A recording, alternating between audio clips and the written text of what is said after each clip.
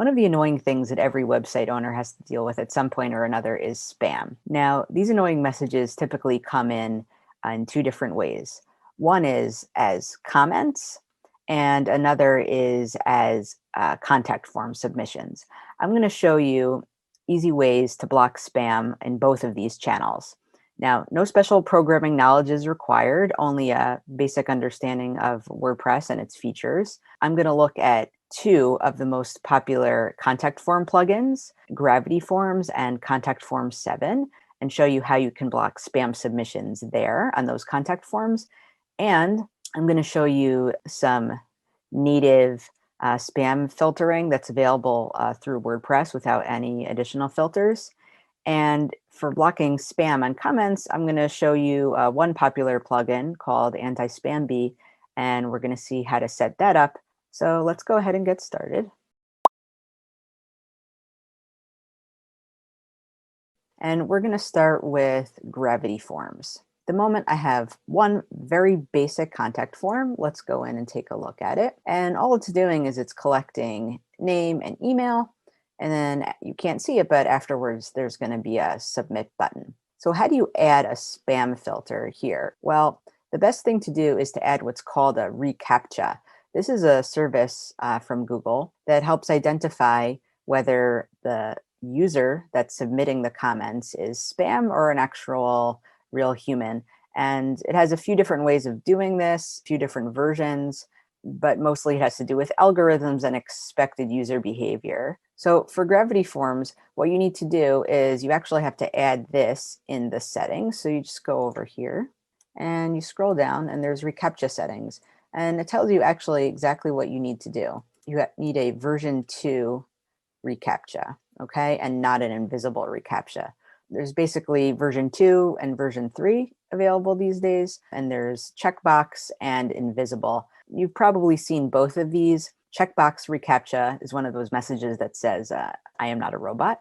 And the invisible reCAPTCHA creates a little icon, usually in the bottom right of the website or the form. It's running in the background so that you don't have to click the checkbox, and it's monitoring the user's behavior to confirm that it's not a bot. Let's go on to the reCAPTCHA settings. What I've done is I've gone to reCAPTCHA in Google. You can find it just by Googling in reCAPTCHA. All you need to get started with this is a free Google account. But go over here, I'm in the main admin, hit create. Usually you just want to give the name of the website they're using it on. So I'm just going to say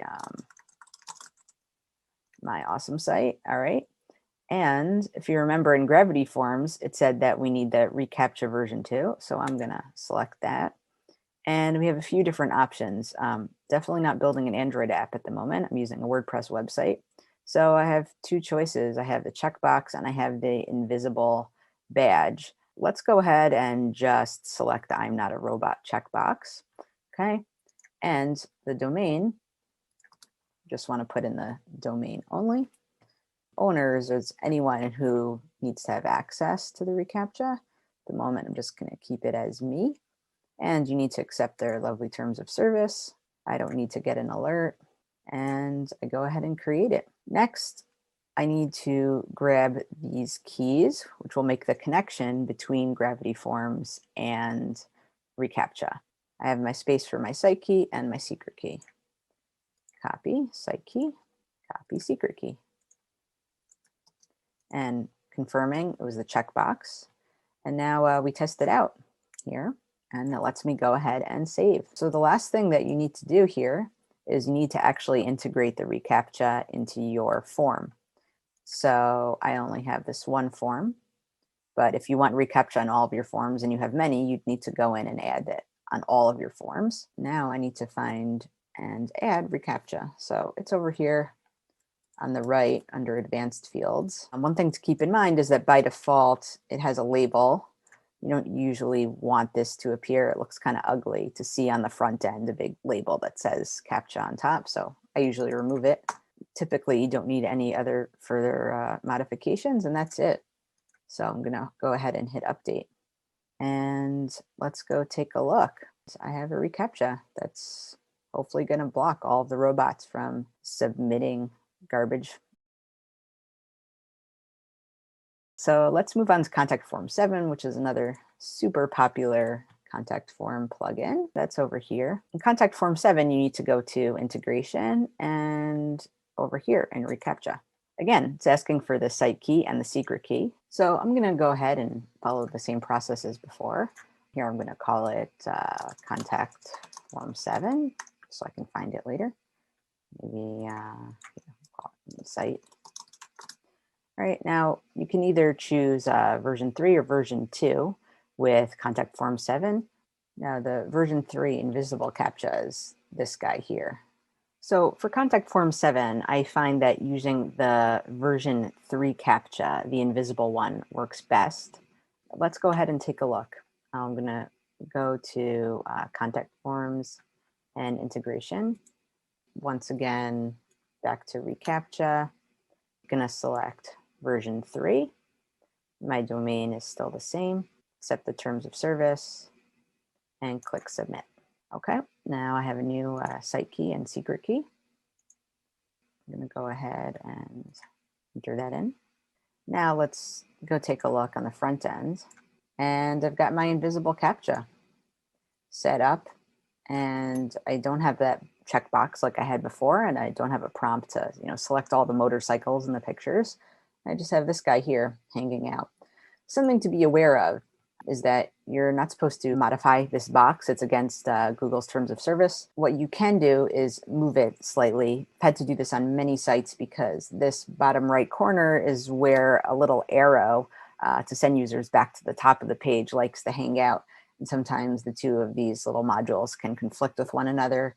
Also, sometimes accessibility plugins generate a toolbar, and that shows up in the bottom right. So that's just a little something to be aware of. So now we've gone over how you can protect yourself against spam through contact forms.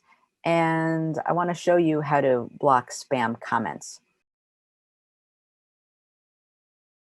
The first place that we're going to start is within WordPress itself. We're going to go to the settings and discussion.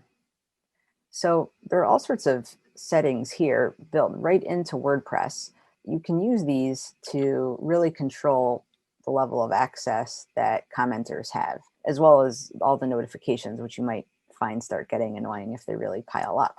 So first of all, you can select that a comment must be manually approved and they'll just automatically get posted to the site. And then perhaps after it's been approved, shown that this user is already not a robot and can go ahead and continue to post without always having to wait for moderation. Links are commonly used in spam, so you might want to set a threshold for the number of links before something gets flagged as spam.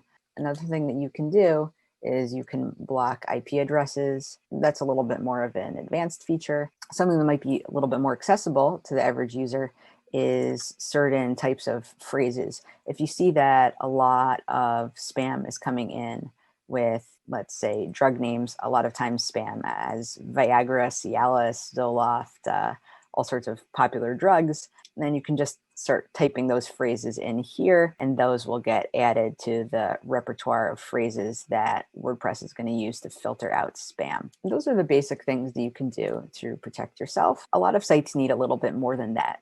Now, the default plugin that comes installed on every new WordPress installation is Akismet. If you have a personal blog, then you can go ahead and set this up. You can use it for free.